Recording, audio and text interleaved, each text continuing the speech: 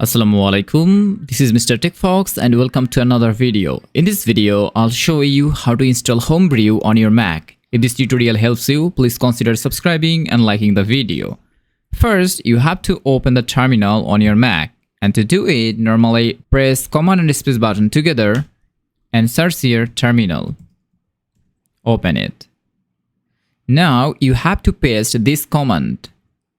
I'll add this command in the description box so you can copy it from there. Then press return. Now enter your password. Return again.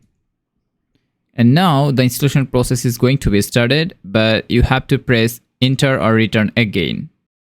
Wait for the installation to complete.